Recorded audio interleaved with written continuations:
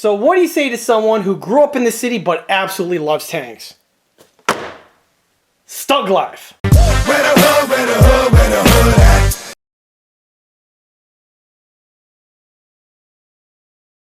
Hey everyone, this is John from ausf.G, and I'm here today with a model showcase video for this 1/35th scale German Stug III ausf.G. The model that you see here is built for my own personal collection and is not for sale and/or purchase. However, as I frequently mention in these videos, I often take on commission build projects from models ranging between 1/35th scale and 1/6 scale. For availability and pricing information, that would be best by contacting me through the email address listed below, which is info@eastcoastarmory.com. This model here is built mostly out of the box, and in this video I'm going to be giving this model a thorough in-box review. Along with the review, I'm going to be going over several aspects of the model to watch out for, as well as ways to improve upon it. So stay tuned, because there's going to be a bunch of info coming right at you. To kick this video off, let's go ahead and take a quick walk around this model. And this vehicle here is the World War II German Sturmgeschütz III ausf.G. The Sturmgeschütz, or Stug, or Stug as I always refer to it as, was what is known as an assault gun. And this was a specialty vehicle that was basically utilized to great effect by Germany during World War II. The Stug III, or I should say the Stug family in general, was the most mass-produced fully tracked armored vehicle that was done by Germany during that period, which is funny because when most people think German World War II tanks, they think of the Panther, the Tiger, and most people will actually think of the Panzer IV. However, those vehicles were not nearly as prolific as this pattern of vehicle here. As I mentioned before, the Stug is known as a assault gun. The assault gun is very similar to a Panzerjäger in its overall look and its format. However, the two are meant to do two separate roles. The Panzerjäger, or it's literally a tank destroyer, is a dedicated vehicle to go out and hunt enemy tanks. While the assault gun, it's more of a jack-of-all-trades type vehicle where it is used primarily, or it's intended primarily, for direct fire support for the infantry. However, this vehicle too was more than capable of dealing with knocking out enemy tanks.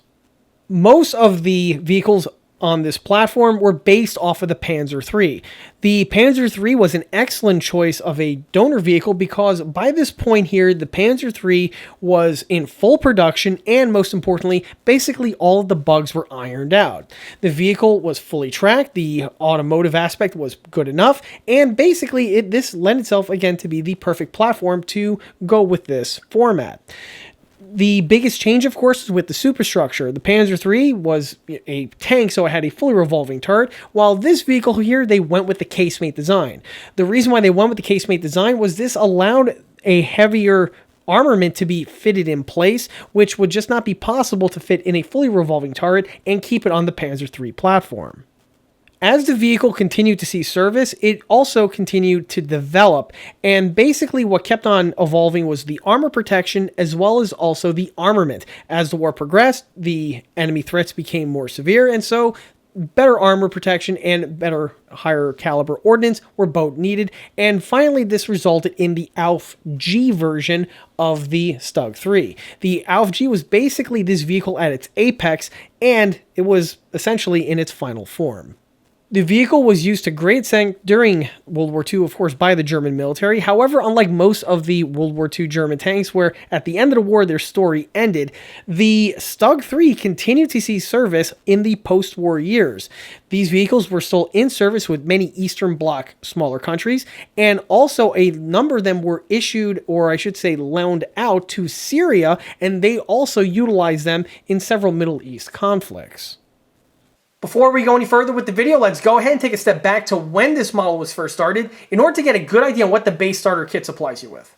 So here's the model at the start of the build. For the base starter kit, I'll be utilizing this 1/35th scale Tamiya 2nd generation Stug III ausf.G kit. This here is a really interesting kit that I always wanted to bring to the table, so finally having the opportunity to do so really does feel good.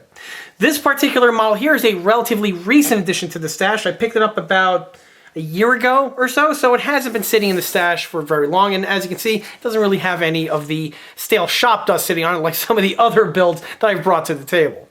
The model here was procured off of eBay, which explains the ghetto cling wrap packaging that you see here. However, this is something that's going to be quickly taken care of momentarily. In fact, I might as well take care of it right now, just so the model looks a little bit more presentable for the video. Okay, so ghetto cling wrap removed. You can now see the model in much better light. By the way, the vendor that I did purchase this model from is actually a really good one, and I purchased this tank along with the second pattern Tamiya Yagged Panther that I also did a model showcase video recently on. And of course, that video can also be found in the video description. This model here I got for a pretty good price, and it was actually lower than what these kits cost when new.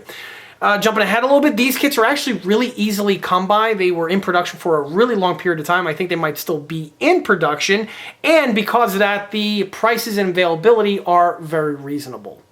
So this would be the type of kit that you would find in a really well-stocked hobby shop, or it's not too hard to track one down on Amazon, eBay, and other type of, sources and locations that offer plastic model kits for sale.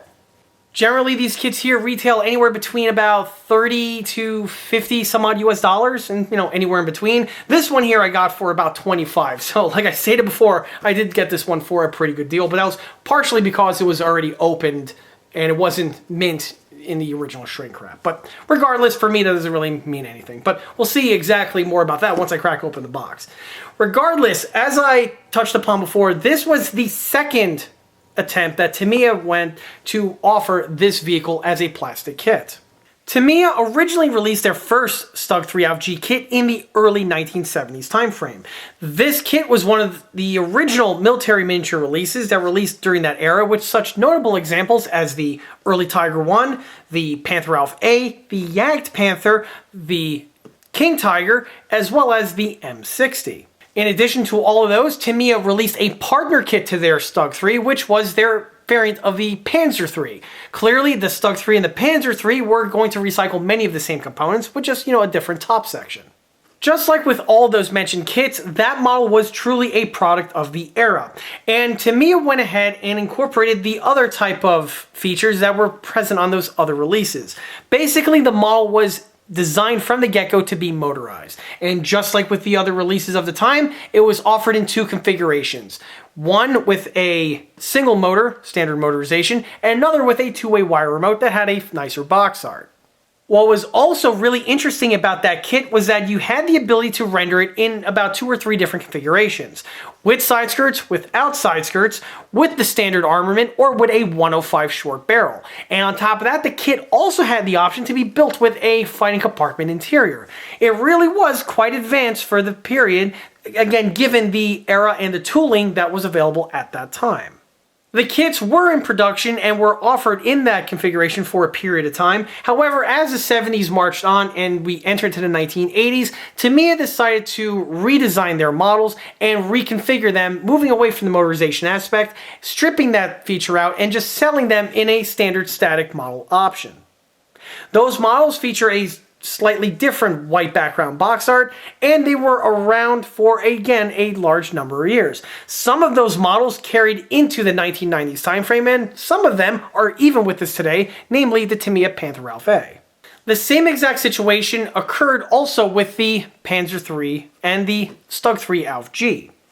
The Stug III ALF-G was still on the Tamiya catalog for a number of years. However, as we get into the 1990s timeframe, the tooling on that older kit was really starting to show its age.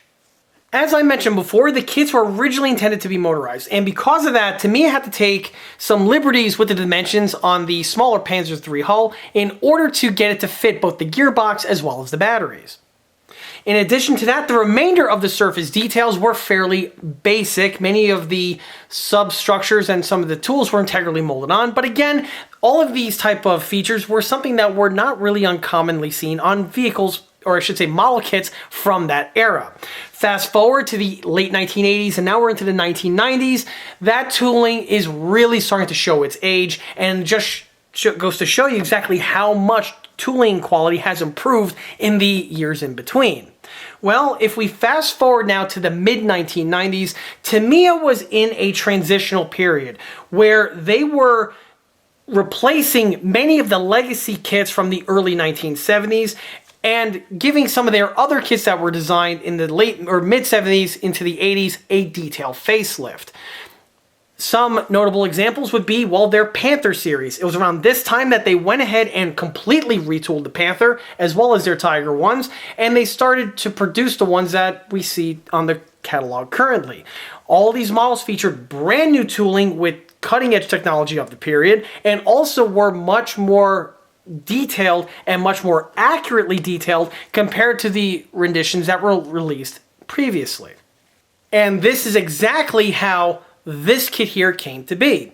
The original Panzer III and Stug III kits were phased out, and in their place, two brand new tooling kits were developed.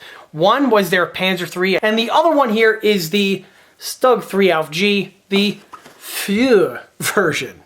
Just like with those other mentioned kits, this one here features all 100% new tooling and shares nothing in common with the legacy model that this one did replace. And as I mentioned before, these kits here have been basically in constant production ever since. Tamiya have also released several other slightly different versions of the Stug III kit, basically just tweaking and changing around some of the features that were present with this tooling here. However, those releases are definitely something to be topics for future videos down the road. This particular model here is all 100% injection molded polystyrene, with the exception of the tracks, which are single piece vinyl, and you will see that once I crack the box open. Before I get to that though, let's go ahead and start with the box art. So the box art for this model over here is your typical Tamiya white background box art with the illustration of the vehicle dead center, and in true Tamiya fashion, the box art is exquisitely rendered.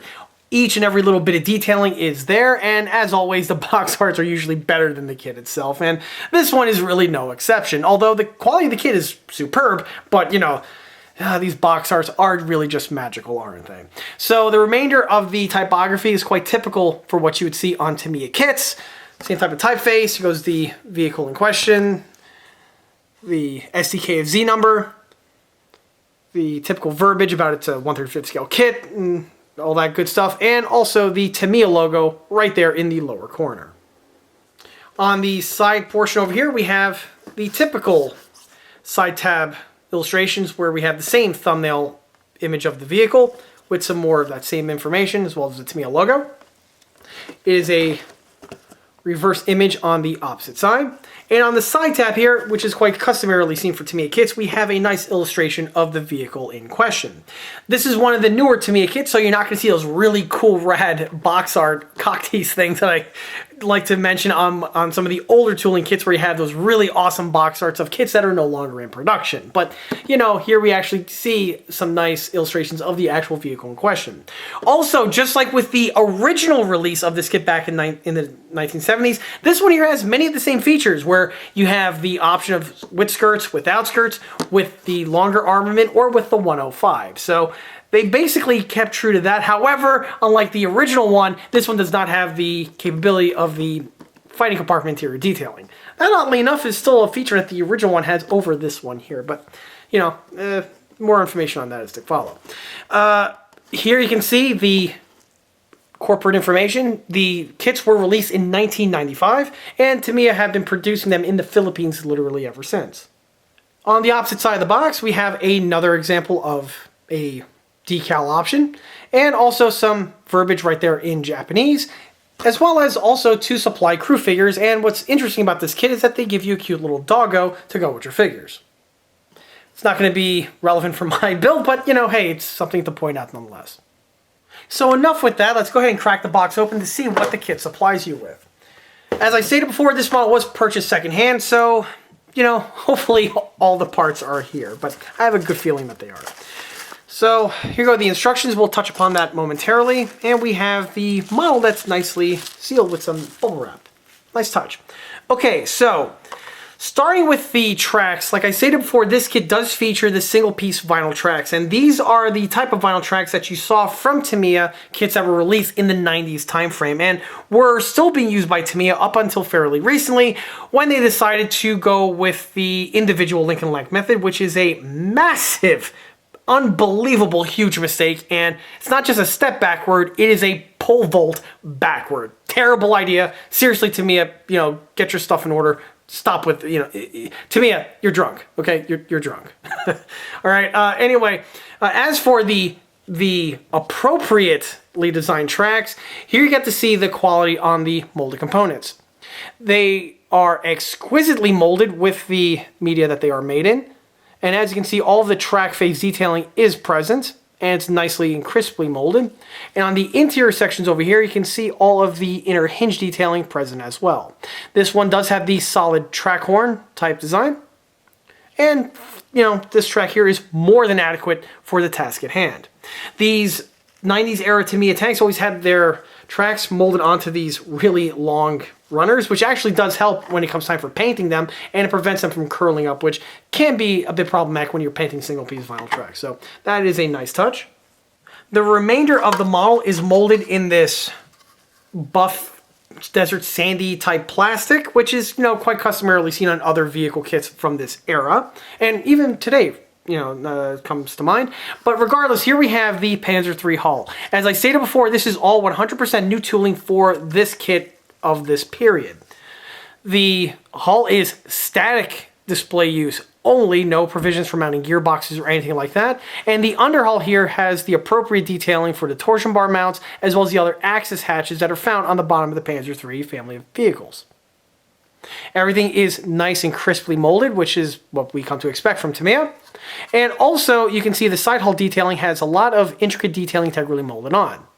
The torsion bars are separate moldings. However, the bump stops and other appendages that are found for the torsion bars to ride on are all integrally molded on and are very nicely molded at that. Same is also true for the idler mounts. On some other kits out there, namely from Dragon, these were separate sections of tooling that you need to glue in place, while on the Tamiya here, they were just simply integrally molded on. This lower hull here was clearly used, like I mentioned, for the 1971 for both the Panzer III and the Stug III. This one here, you can still see that Tamiya revised that type of concept because, again, they also released a Panzer III at the same period. So on the inside here, we have the provisions for mounting on the main armament for the Stug, while for the Panzer III, we have the provisions right here. You can see them faintly molded on for that side entry hatch. Because this little bit of detailing is not going to be utilized on this build, this is something that needs to be removed by the builder, and it's much along the lines like you see with kits from Italeri, for instance, where they have suggestion points molded everywhere for all the different variations of the kits that are produced with the same tooling, like the Sherman or the Panzer IV. The Panzer III hull here, same type of thing. These suggestion points need to go on this vehicle if you're building it in the Stug format. Regardless, the tooling on the kit is quite excellent. Carrying on takes us to this runner, which contains many of this Stug-specific parts. So we have the mount for the armament, the cradle. We have the barrel sections here, two-piece assembly. Nothing that's too unheard of. We have the mantlet. There's the crew figures with the little doggo right over there. And we also have the side skirt details, which consists of the side skirts, the rails, and all the other bits of equipment. We have a nice MG34 right over here. It's very, very nicely molded with all of the details found on the coolant shroud, as well as the sights in the up position. Again, very nice bit of tooling indeed. And it will be a nice, fun piece, and it'll come out excellent once it gets painted and weathered. But we'll see that as the video goes on. Has the folding shield right over there. That's really all there is to this detailing here. So let's continue. Oh, and we also have the decal sheet. As you can see, everything is still in the original packaging, so let's go ahead and pop that open and see what the decals look like. Typical Tamiya blue paper water slide decals. And we also have that really cool silhouette over there, which, by the way, is a pro tip. This is a part of the decal, and if you're working on an allied vehicle, you want some kills painted on the side, you could easily use that for your usage. But that's really something that's not really relevant for this video. But the decals appear to be excellent quality. As I've mentioned in the past, some of the best builds I've ever done feature Tamiya decals. They just go on without any problems and varnish on even better. So I'm not predicting any issues with this one over here. This runner here consists of recycled parts from the Panzer III. So this is going to be components for the lower hull and the suspension. We also have here a bit of string, which is generally used for tow cables, and that's something that's seen on lots of other Tamiya kits. So we have some polycaps, an abridged quad runner of polycaps, which are for the sprocket and I believe the idler. Here go the swing arms, separately molded but crisply molded at that. And we have the sprocket. It has interior bell detailing as well as the exterior detailing, which looks really, really good. The idler wheels also look equally as excellent. They're nice and crisply molded. And even though this kit here is pushing 30-something years old, it has excellent detail quality on it. And this tooling here holds up today as it did back in the 90s when this kit was originally released. You can see on the road wheels here we have the welds that are present on the rims, as well as the stamp details, the rigidity rib details, the hubcap details, the fastener details. It's all there. It just looks absolutely perfect. The return rollers also look really good with the rubber tire detailing and the fastener detailing. We have the final drives, nicely shaped. And we even have the spare tire rack, or spare tire mount, I should say, and it also has the appropriate detailing present. Some finely molded bits are these small little pins here, which are used for the spare wheels, which get mounted on the back, but you'll see what they look like once the model is fully completed. And these two runners here are just duplicates of one another. The very last runner in the box is the superstructure. As you can see, the kit doesn't really give you that many parts. It's a fairly straightforward build, which again, you know, typical Tamiya. So let's go ahead and open up, which is probably the largest runner tree of the entire kit. And here you get to see the upper hull. Note the engine hatches are not integrally molded on. They are separate bits of tooling. However, the other two, I believe these are the radiator covers, are integrally molded in place. But the top sections are not, which gives you better detailing. We have the German diamond plate detailing nicely rendered along with the fender supports and their fasteners. We have the welds integrally molded on. Everything looks where it should be. The front transmission hatches are separate bits of tooling, which is a nice touch. On the engine hatches themselves, you can see the intake duct frame details. The rear hatch here has the idler mount integrally molded on, which is, again, a nice way to save on part number. But the idler mounts themselves are really, really nicely rendered, complete with their protective rubber sections. We have that rear cover cap right there present, that small bin that's on the top, and also the air intakes are very nicely rendered with all of their intake details. I believe there were some photo etch kits that were released by Tamiya as a hop-up in order to get you the photo etch sections, and plus there were lots of other aftermarket companies jumping on the bandwagon as well. This is something I may look into for this build, but we'll see how that turns out as the build goes on. We have some other details like the exhaust manifolds. Note they are a single piece molding, which is great. It really cuts down on the complexity. There go the intake ducts that do have some cast texturing on them, which is also a nice touch. And the roof is a separate bit of tooling. This is a big departure from the original Tamiya kit from the 70s. Which is interesting that it does not have the interior fighting compartment, but, you know, it's just an interesting feature that they went ahead and molded the model in this format. I remember I've seen a lot of modelers out there, if they do a knocked out one, they usually have the top section blown off, revealing the insides underneath. And with the way the kit is rendered, you can see how it lends itself for that type of a diorama setting. But here you can see the cupola, panoramic periscopes, the applicant armor found on the front, hatch, and, you know, it's just some other fittings. Overall, this is a ridiculously easy model to build as. Spoiler alert, I actually built one of these when I was a kid, and I remember the build going by really, really quickly. And also, that build is going to be a cast member on the OTR lineup, but, you know, more about that in that other video. So, circling back to the paperwork takes us to the instructions. Here we have a nice little color diagram or decal placement diagram along with the figures. You can see with it rendered with the side skirts on, with the camouflage, as well as just standard without the side skirts present. Got the instructions here, quite typical for Tamiya kits of the 1990s. You do have a cool little German tank commander telling you to read the instructions. And the instructions are quite typical for Tamiya, which means they are basically the gold standard.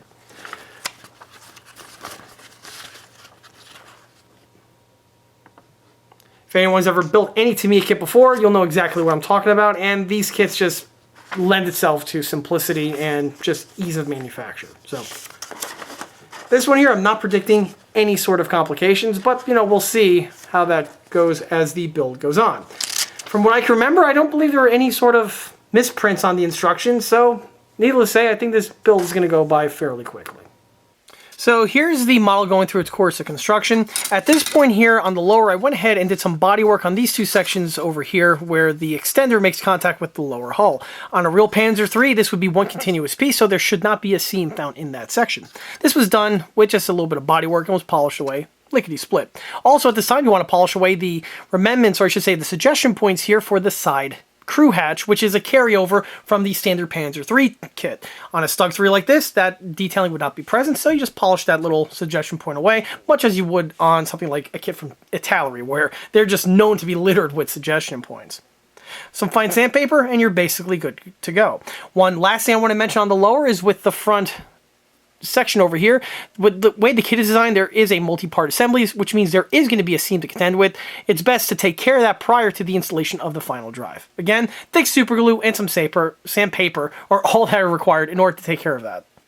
On the upper section over here, I'm getting this ready for the installation to the lower, and basically the one thing I'm paying attention to is this small little lump that we have right over here. It's like an injection or a knockout pin mark, and this is something that I'm going to address now because it actually descends from the bottom portion of the tin work a little bit too much for comfort. So I'm just going to simply polish this away with a Dremel with a high-speed removal bit, and that should make some short work of deletion of this material. The other thing I'm going to be addressing at this time are the sections here on the sponson, or I should say the lack thereof a sponson. If you assemble the kit out of the box, give me a second, there we go, you will see that these sections here are completely open, and this is a feature that's found on a large number of Tamiya kits, specifically these older pattern ones, and it's one thing that I always generally take care of on my builds and just makes the build just seem that much more complete if you do so. This is going to be addressed with some Plastruck. In fact, I have the strip right here, some Evergreen, number 139, and this is going to be more than suffice at plating over the intersections that we have here, and you'll see what this looks like momentarily after everything is fully assembled and then fitted to the lower section. Continuing with the build takes to this point here, and at this point the vehicle is ready for assembly, or I should say the upper hull is ready to be fitted to the lower. Here you can see some of the mods that I made at this time, which would include the sponson sections that I touched upon before that were absent. In addition to adding the two strips of plastic over here, I also added two little strips of plastic over here, as when I mated the two sections together, there was still a slight little gap in between these two areas, so the addition of this little bit of material is going to be really necessary in order to seal everything up, make sure that everything is as basically airtight as it can be. Also on this point, you can see some of the prelim paintwork that I'm adding to this build at this time. On the rear portion over here, with a paintbrush, I painted on some Tamiya flat black into these recesses over here. As one can imagine, this is probably going to be really difficult to get in here with the spray paint, and the last thing I want to have is some missed blank areas, so I went in here with the paintbrush to thoroughly make sure everything was painted. This should be more than enough to cover the locations, and whatever is left is going to be easily hit with the spray paint, as well as also with the coat of base coat when the time does arrive. Back to the upper hull section. On a similar note, you can see that I did the same thing to this area over here, where I pre-primed it with the flat black, and I also hit it with the airbrush with the base coat color that I'm going to use, for basically the same reason. On the Stug 3, and also it's true for the Stug 4, this area here tends to be an area where it's really hard to get paint into these sections thoroughly, and again, the last thing you want to do on your builds have areas of bare exposed plastic, which can happen if you assemble everything prior to paint. In addition to painting this area over here, I also went ahead and pre-primed and painted the rear section here of the main armament. First, everything was assembled, the seams were deleted, and then I went ahead and did the final assembly to the point we have here, to which then it got the primer and then the main base coat of Dunkelgelb. One thing I do want to stress, though, is that if you're utilizing a procedure like this, one, it's great that you are, but you have to know in advance what the color of the model is going to be with the base coat. As if you're going through the build and you're going to go with, say, a yellow dominant base coat, you know, you could go through this format. But when it comes time for paintwork and you decide to change it up and go with a green dominant base coat, that can, as you can see, that can offer a bit of, you know, complications. It's not something that can just, you know, be completely irreparable, but it is something that you want to keep in mind. With this build here, I already know how I'm going to paint it, so, you know, it's no problem pre-painting these areas with the manner that I did here. Jumping forward a little bit ahead, here's the model now ready for painting. Well, just about. At the moment, you'll see that the top deck is not yet glued in place, and this is done because I wanted to get one last thing on video before I go ahead and seal her up. One aspect that the Tamiya kit is lacking in detailing specifically is with the panzer glass found on the visor. The piece is molded hollow, hopefully the light can be seen through this section over here, but there's nothing there in between. Now, I could just build the model as is, and it would have been, you know, perfectly fine. However, one little bit of detailing that I took advantage of at this time to add was a little bit of panzer glass. And the way this was done was that on the inside over here, I took some clear plastic, and I went ahead and just simply glued it to the front armor plate section on the inside. This will give the appearance of panzer glass once the unit is fully painted. Of course, I'm going to be masking this area up. I don't want to have the clear plastic painted now, but when the light shines on it on a certain way, you will get a nice little sheen on this section over here, and it'll just lend itself for some extra accuracy. Best part is, it's one of those type of details that really don't require that much extra work by the builder. Just cut a little piece of scrap clear plastic from any sort of blister package, and once you do, the piece can get glued in place. As for the plastic, well, I have some nails over here in one of those type of packages. Something like this. Lots of containers that we buy every day are made in this type of material. This is nothing more than clear polystyrene.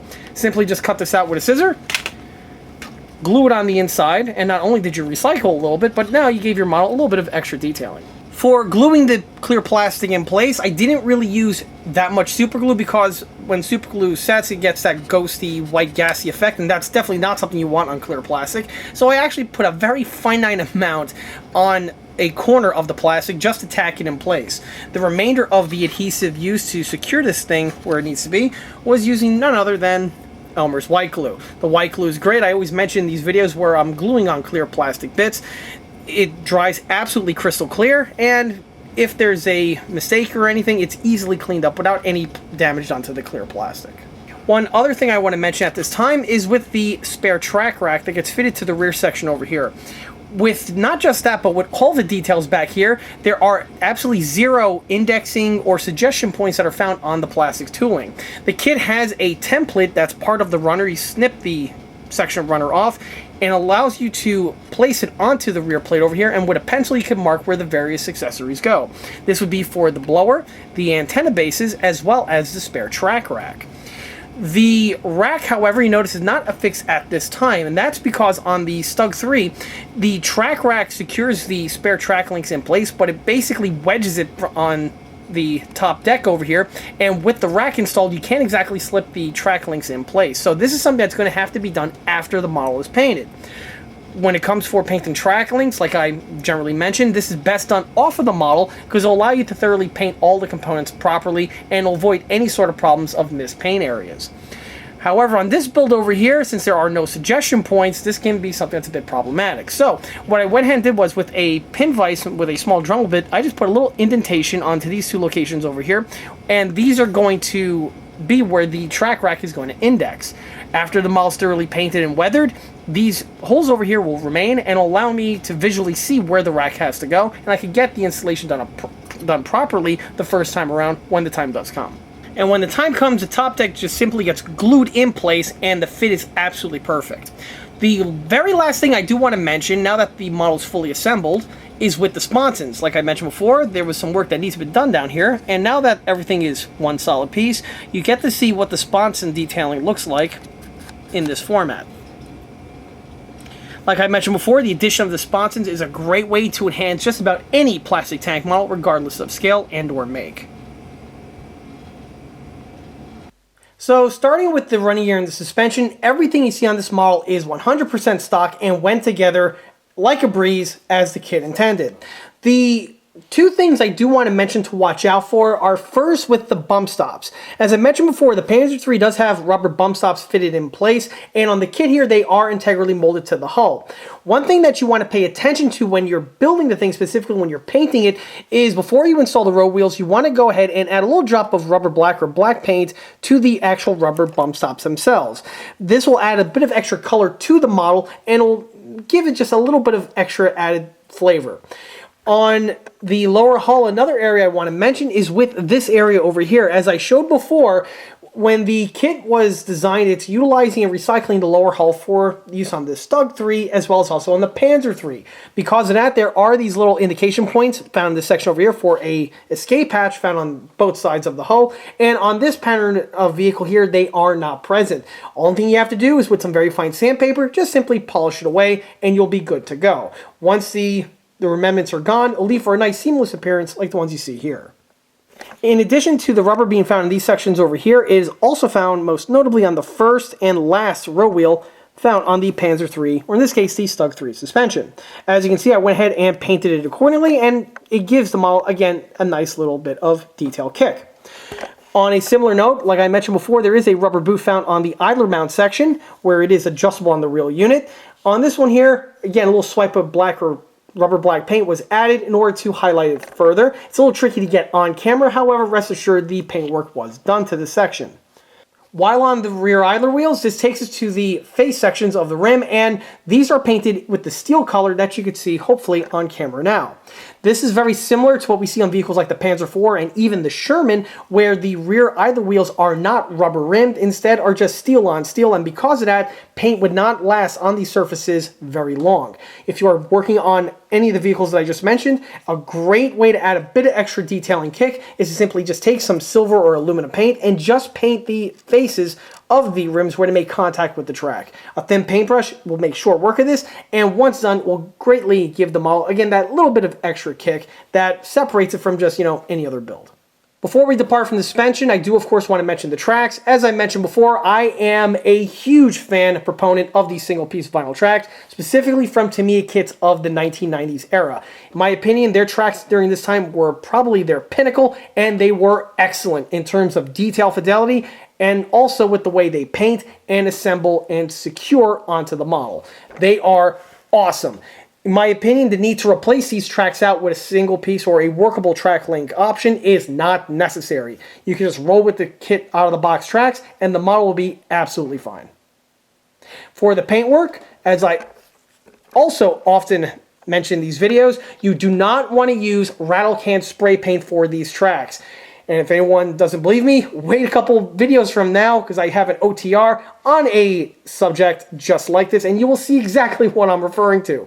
Regardless, for the paintwork on the tracks here, these were all airbrushed with Tamiya acrylics. I used Tamiya flat black in the airbrush for the base coat, and then I weather it with a little bit of acrylic flat white in the airbrush again, and then for the scratch seal surfaces, this is done with the dry brush.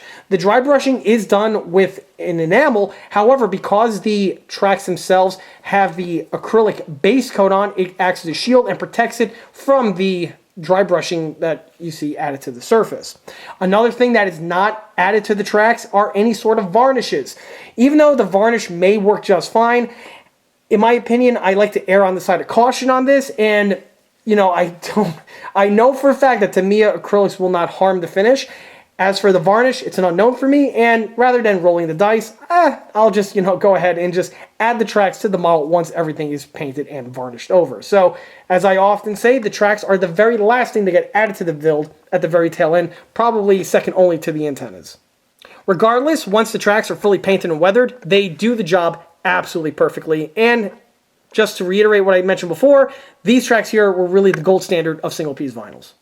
Hopping back to the front, nothing much here to go over. You can see the front applicant armor fitted in place as well as the no-tech light. This is all the kit original and the parts go on without any sort of complications. The only thing I do want to mention, though, is that when you are securing on the armor sections, you want to take your time and make sure that the armor panels are properly lined up. With the way the assembly is on these parts here, you can accidentally nudge or bump something out of place during the installation, and the pieces can potentially be installed in a cockeyed manner. This is something that's less than ideal, and to best prevent that, just take your time, set everything appropriately, and then let the glue set before continuing with the remainder of the build.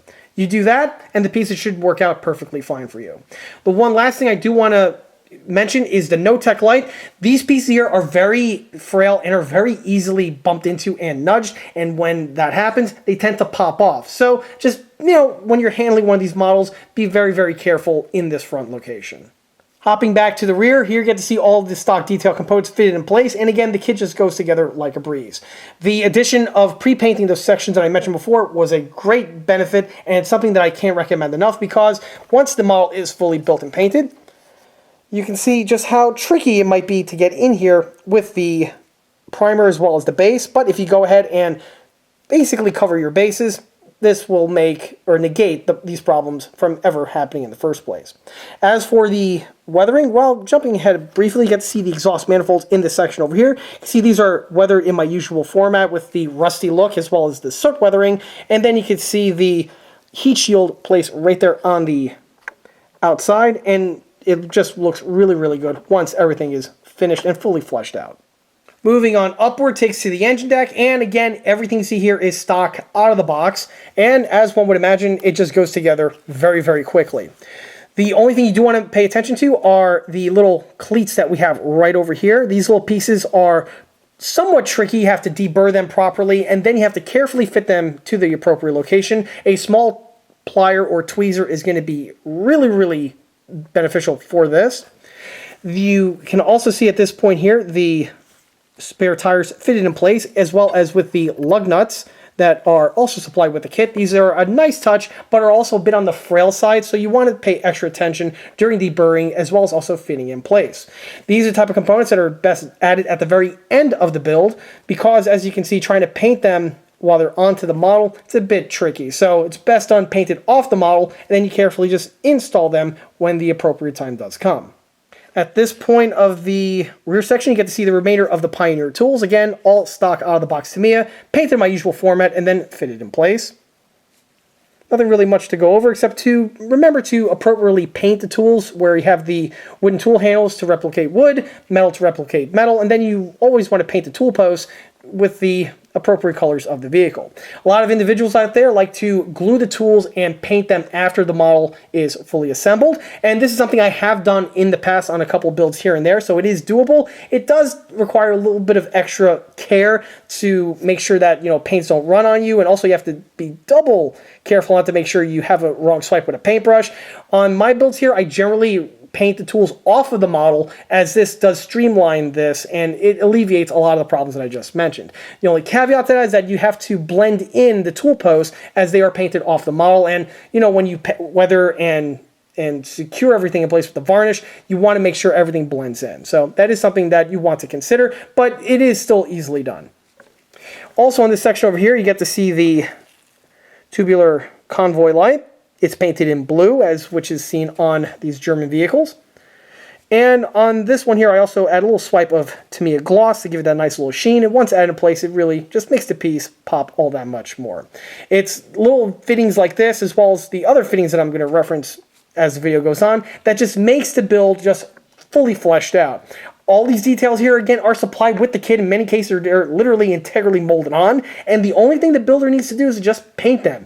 If you do that, it just makes the build come out all that much better, as opposed to just leaving everything overpainted, and, it's a way to actually, detract from the look, as well as just, but adding a little bit of extra elbow grease to it, it really just makes the model shine all that much more. On the reverse side, we have some more of the Pioneer tools, again, just fitted in place as per the way the Tamiya kit requests. On the jack block over here, whenever you're painting one of these, make sure that the steel straps here are painted in black, as this is generally how they are seen on the real vehicle. As for the center strap, depending on the vehicle that you're working on, a lot of times the straps are made out of leather, and some other times they are made out of metal. On the Stug over here, as well as just the Panzer III in general, I believe they are leather, which is why I represented it like that on this vehicle. If you're unsure to what composition the material is, a simple Google search with a walk around will easily be able to yield some excellent results. There are a lot of really great resources out there on the internet, and just by taking a moment or two just to check will definitely be one that will help your build immensely. Also on this area, you get to see the cleaning staves. Again, kit supplied. The staves themselves are wooden rods that telescope together in order to form the lengths to swab the barrel. And on the kit here, you have a swab that has a cover on it that is molded in. The cover is painted with the German field gray, which is the same color found on their World War II uniforms. This is a Tamiya color and just simply gets applied with the paintbrush. As for the staves, as I always mention on these builds, the end connectors are actually brass, and so again, with a little swipe of gold paint, it replicates that look, and again, you can see just how much extra color it gives the model. Moving forward brings us to the rear section of the fighting compartment, and you can see what it looks like with the spare tracks fitted in place. Of course, all these components are the kit original and go on in their appropriate locations without any sort of issues. But as I mentioned before, on this kit has a unique quirk where there are no suggestion points or even little holes or divots for the spare track rack to be fitted in place. As I referenced before, this is something that's best done after everything is painted and weathered because, again, trying to paint these track links over here is a bit problematic, specifically when secured in place. As I also touched upon before, in order to thwart this and to make sure the alignment lines up exactly where it needs to be, with a pin vise, I had those two little divots on either side, and this helped index everything where it needed to be without any sort of problems. If you are working on one of these models, I definitely recommend doing that procedure. It'll streamline everything, and it'll solve a lot of headaches. Also on these two sections here, we got the antenna bases. The antennas do not have their antenna wires fitted in place. With the way the kit is rendered, these sections are far too tiny to try to drill out and add a little piece of wire, so I just left it antennaless. On the real vehicles, the antennas literally just plug on and off, so having them emitted is not going to be an issue. When you are painting these sections, again, you want to make sure you properly paint them. German World War II antenna bases had a certain look to them, where the bottom base itself was actually molded rubber, and then the section here where the antenna plugs into place was brass. In order to paint this, the section which would be rubber gets painted with Tamiya rubber black or flat black of your choice, and then the stem here just gets a little swipe of gold paint, same gold that I utilized on the cleaning stave and connectors. One last thing I do want to mention on this side here involves the rear lifting lugs found on the vents, and this is again something that's not really indexed on the part itself. There's no suggestion point or anything like that. You do have a nice little drawing of this section on the instructions, and you have to basically eyeball it to get it in place. It is doable, but again, it's one of those things you want to take your time with. Just like with the other lifting lug that I mentioned before, you want to carefully deburr this section and install it with a tweezer in order to make sure that everything lines up appropriately and there are no accidental mishaps. Carrying on topside brings us to the roof section, and one thing I do want to mention is that as this kit does not have the side skirts fitted in place, there are some suggestion points found on the tooling that are molded in so that you could index the struts accordingly. However, if you're rendering the model like this one here without the side skirts present, these sections need to go. Fortunately, they're very easily polished down with some sandpaper, but again, this is best done before the roof panel is fitted in place, so you want to make sure you know which version of this kit you're building when you are on this point of the build, and also you want to make sure that you address this before you go ahead and commit by securing on the roof. In this location over here, you get to see the MG detailing as well as that nice folding shield. The shield was one of those fittings that are again added at the very end of the build. It goes on without any sort of problems. The hinges are very finely molded, and what this means is that when you're trying to secure them in place, I always found on this kit here that there's not a whole lot of surface area for glue, so you want to be careful that you add just the right amount of glue. Too much and it'll be too clunky, it'll hurt the look, and too little and the piece will just pop off on you. You want to have that nice middle ground area. If you use some very thin super glue like I did over here for the installation, it will go together and stay together very well. As for the MG itself, again, this is the kit supplied MG34. It's an excellent bit of tooling, and I just simply rendered it in my usual format. Painted it, dry brushed it for the distressed areas, and for the furniture I went with the Bakelite look, which is again a common technique that I utilize on all of my MGs, whether it's US, German, or other. The color itself is Tamiya hull red, or you can even use red brown, either of which will be fine, and then you just add a little sheen of Tamiya gloss lacquer to it, or just clear gloss, And the piece will have the look that you see here, which replicates Bakelite quite well. The reverse side takes to the cupola, and you can see that all the periscopes on the panoramic cupola have been painted.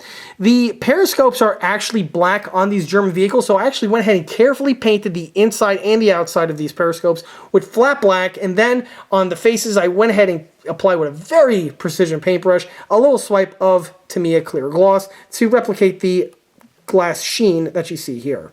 Once done, it really gives the model a bit of extra kick. Also, on the topic of optics, you can see the main gunner's optic right over there. This is the kit original one, just painted flat black. And then again, Tamiya gloss was added right there to the middle section, giving the replication of the optic. Moving to the front of the vehicle takes to the smoke grenade launchers, and you can see one modification that I made, which is again a common one of my builds, are the firing cables, which emerge from the rear sections of the canisters, and then they enter into the hull into this section over here. This was done with a little bit of floor wire, and then I went ahead and drilled a small hole in the appropriate location with a pin vise, and then the wires were just stuffed into the locations, giving you the end result. The same detailing was done to the opposite side as well, and as you can see, it just gives the model just that much extra detailing. The last thing to reference on this model here is the main armament section. As we saw before, it is a multi-part assembly, and here you get to see what it looks like in its final form.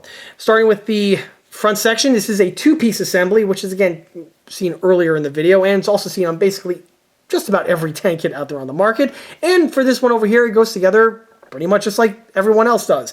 The two halves line up absolutely perfectly, and to delete the seam, this is done in my usual format with the use of thick super glue, fine sandpaper, and a needle file for some precision areas. After a little bit of elbow grease, you have the final outcome that you see here. The one area to watch out for, specifically on these German tanks, are with the muzzle brake, where we have this locking collar right over here. You will have a little seam to contend with in this area, as well as also with this seam removal equipment, be it either putty or, in this case, thick super glue. And you want to be very careful to carefully remove the material in that section over there. You could either use a triangular needle file or even a X-Acto knife, just so you get the appearance that you see. Once everything is appropriately blended away, it gives you the appearance that you see on this model. To the locking ring, and this is something that I did make some modifications on, as the detailing was absent on the Tamiya kit. On this section over here, you will see these small little dimples found in these sections, and these are absent on the Tamiya tooling, and this was something that I carefully added with a pin vise. I was able to do some research, found some excellent walk-around images out there on the internet, and with that in hand, I was able to make the marks with a pencil first. Once I was happy with everything, I was able to take a pin vise and add the divots accordingly. Once added in place, you can see just how much more enhanced this model is, as opposed to leaving these details absent. And that's all there is to the detailing, and this brings us to the paint and the markings. For the model's paintwork, I went with a two-tone German camouflage pattern. The entire model was first painted in an all-over base coat of Dunkelgelb. The paint utilized for the base coat is exterior latex. It's the same paint that I've used on basically just about every one of the German tanks that I've brought on this channel, be it a 135, 1.6, or even 1.16. The camouflage itself, however, was applied with Tamiya acrylics, and if I'm not mistaken, I believe I used red-brown for the color, and this was simply applied via the airbrush into the condition that you see here. Once the airbrush was done with the camouflage, I then went ahead and weathered it with my usual techniques, which would include both filters, washes, and then counter shading. All three of those techniques were applied via the airbrush, and then dry brushing was done to finish the weathering, giving you the little chips and worn edge look that are quite typically seen on my models. Once the weathering was concluded, the markings were applied, and the markings on this model here are the kit supplied water slide decals, and as you can see, they were absolutely excellent. Tamiya decals very rarely disappoint, and this one here is definitely no exception. They went on without any sort of problems whatsoever, and then, of course, to seal everything in place, the entire model was coated with, you guessed it, VMS matte varnish. That was applied via the airbrush. Once the varnish was all set, this here was the end result of that procedure, and it just leaves the model looking absolutely excellent. As I mentioned before, this kit does give you several options in terms of marking, so you do have some left over on hand, which is great if you have another kit in the stash that's getting an OTR treatment, or it's always good to have spare decals on hand because you never know when they might come in handy. Regardless, because of the quality of these decals, that's also another plus, and you don't have to worry about them when it comes time for application onto another build.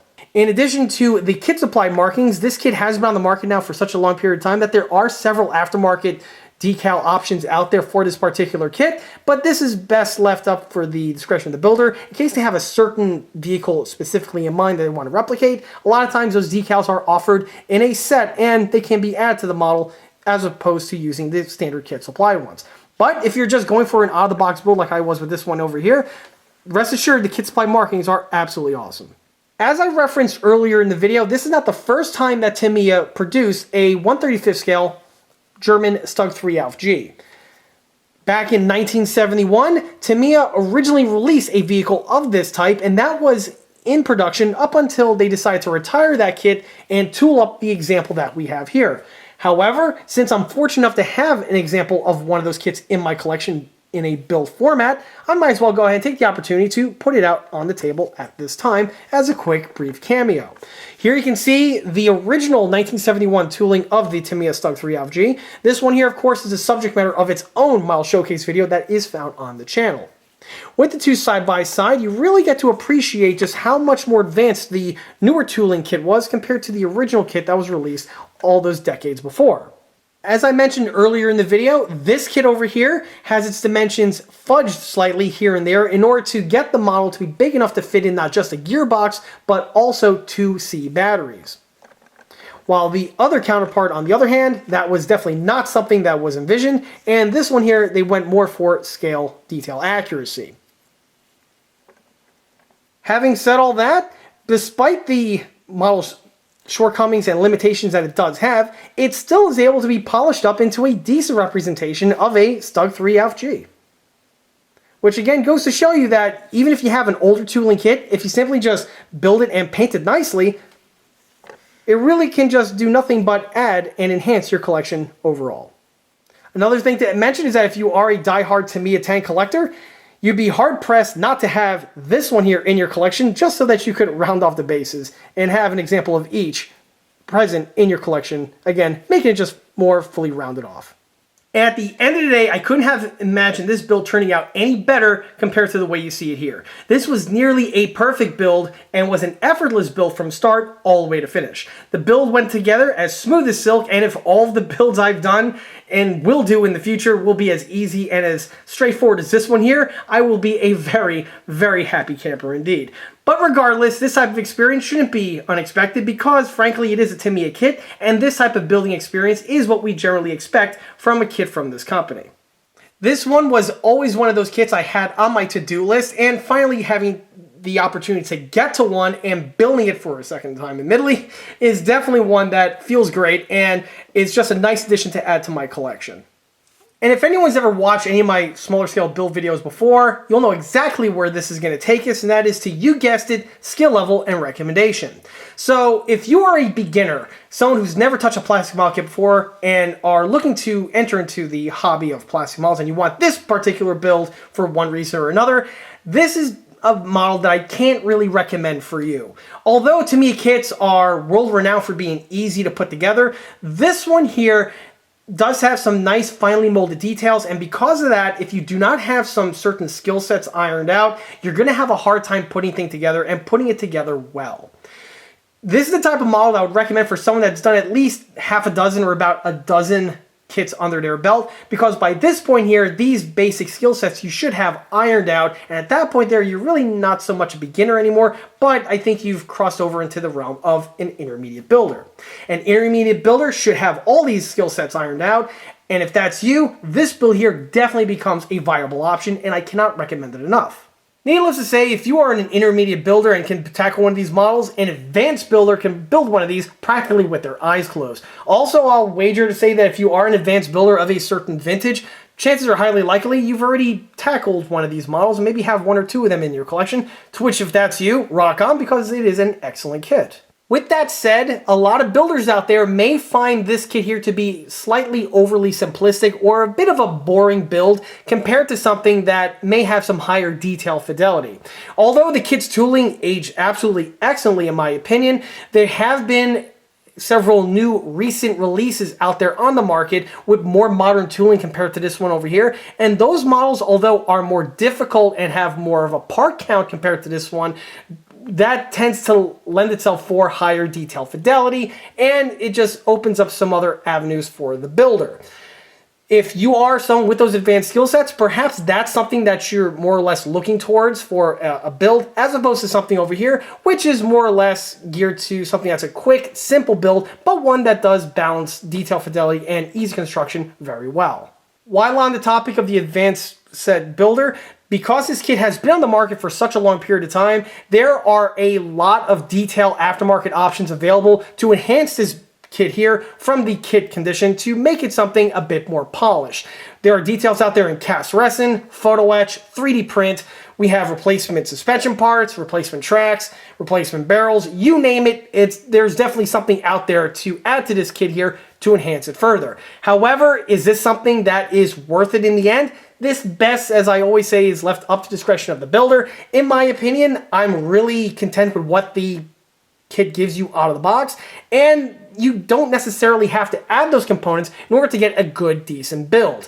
This is one of those kits where you can just build what's in the box and use only what's in the box and more or less have a nice representation of the STUG III FG. But again, if you do want to add several custom add-ons to it, you definitely have an abundance of options out there to choose from. Switching over to recommendations, this kit here I'd recommend for anyone who's just an avid fan of the World War II German Zoo. If you have the Tiger, the Panther, several versions of the Panzer III, the Panzer IV, the Stug here is definitely a must-have addition to your collection. You cannot have a German World War II tank collection without a Stug or two, or the way most people like to pronounce it, the Stug, which just sounds strange to me. Regardless, the kit here is definitely recommended for anyone who's just looking to have a Stug III of any flavor in their collection. One really interesting aspect of this kit is that it does have lots of options available, so you could literally buy 2 or 3 of this same kit here and build it into 3 different configurations, and no 2 can look alike, which is a nice bit of value added to the base starter kit. And with the kit just, being as easy it is to put together, those other options out there are definitely a very viable one in my opinion. On a similar note, if you're just a fan of the Panzer III platform or of the German Stug or Tank Destroyer family, this kit here again cannot be recommended enough. To add on what I mentioned before, one aspect that makes this kit such a nice option and a viable one at that is that this kit has been in production for such a long period of time that a large number of them have been produced, and tracking one down and finding one for a good affordable price is something that is very easily done. All of these attributes just come together to make for an awesome addition to add to your collection. Be it someone who's just a diehard World War II tank fan, or just someone who's just a casual tank fan. If you're into tanks, the addition of this kit here to your collection is one that really couldn't hurt at all. Because this vehicle type was widely utilized in World War II, there are lots of ways to render this model out with all the different really interesting paint schemes that are present. The vehicle also has a lot of different decal options that are not only supplied with the kit, but there are also a bunch out there on the aftermarket scene in terms of replacement markings. With all these things considered, and again, circling back to the availability and price, as well as the easy construction that this kit does have, you would be a fool not to add one of these to your collection. The final person who I'd recommend this kit to is anyone who's an avid fan of building and collecting Tamiya kits. Of course, Tamiya kits are very prolific out there, and they are also very collectible, some more so than others, admittedly. This one, admittedly, it's not on the super collectible end, as there's a plethora of them out there on the market, and they are still in production. But regardless, even though it's low-hanging fruit, that doesn't mean it shouldn't be added to your collection. In fact, because of all those reasons, it should be added to your collection because it's just so easily obtained. And again, it's just a really awesome build in general. With all of this kit's positive attributes, along with the kit's tooling just aging like fine wine, I doubt very much that we'll be seeing a scarcity of these models or have this model go out of production anytime soon. And that alone is testament enough on how good this kit really is. And with that, that wraps up this model showcase video for this 1/35th scale German STUG III FG. If you like this video, be sure to subscribe to this channel where it's a great way to keep up to date on new posted content, being small scale model showcase videos like this one over here, or the other larger scale project update videos that frequently get posted to this channel. Another way to keep in loop of new posted content is by liking us on Facebook. There, I have more photographs of this particular build, as well as the other smaller and larger scale builds that have been seen on this channel in the past. Furthermore, don't forget to swing by eastcoastarmory.com for more 1/6 and 1/16 scale builds and detail components. Thanks again. I'll be seeing you all again on the next one. Till then.